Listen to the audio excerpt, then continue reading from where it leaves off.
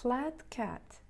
Sophie lived in a big white apartment at the top of a tall building in one of the busiest cities in the world. With Sophie lived a beautiful cat she called Jimmy my Jim. How Sophie spoiled Jimmy my Jim. Only the best was good enough for him.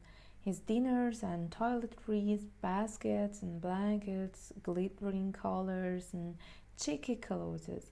And you should have seen the playthings Sophie heaped on that cat. Most of the most spoiled children in the world didn't have as many tantalizing toys as Jimmy my Jim. Jimmy did his best to be grateful. He snuggled up when Sophie wanted to snuggle. He played and performed when Sophie wanted him to play and perform, and he always did what he was told. Sophie thought everything was perfect between them and that Jimmy had the perfect life for a cat.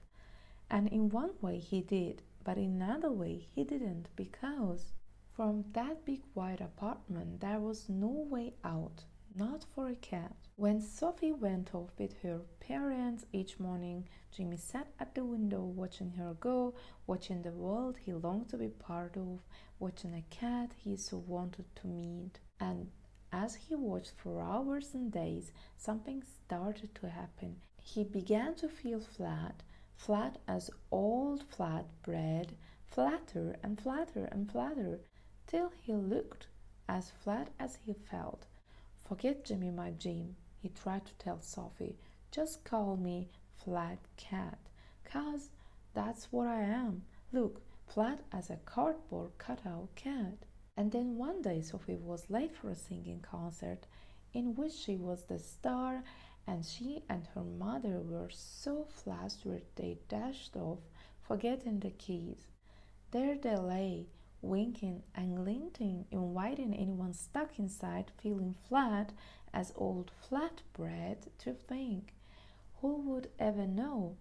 And so, putting on his jacket, picking up the keys, Jimmy stood on a chair, unlatched the front door, and was out on the street, making straight for the cat he so wanted to meet. "Hello," she said. "My name is Blanche. You don't get out much, do you?" "Well, I know this town like the back of my paw. I'll be happy to show you around." So, side by side, through that city they went, up the uptown avenues, down the downtown alleys, through parks and palace kitchens, all the way to dogs for the evening cats' fight.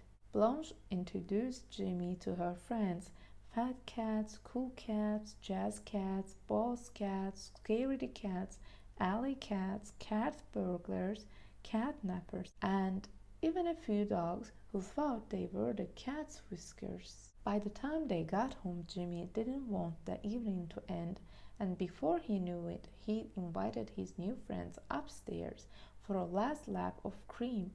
Well, Sophie's apartment had seen a few parties, but nothing like this one.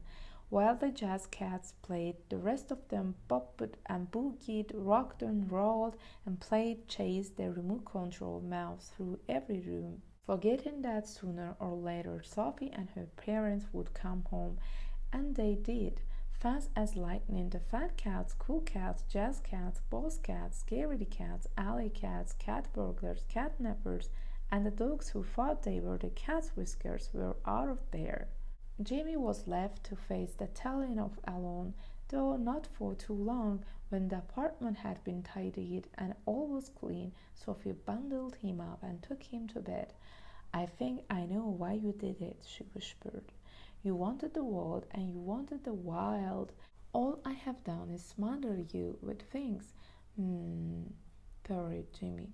"Well," said Sophie, "we are not allowed cat flaps in this building, so I have thought of something else." And a few days later, Jimmy found the last thing he was expecting in his basket, his own set of keys.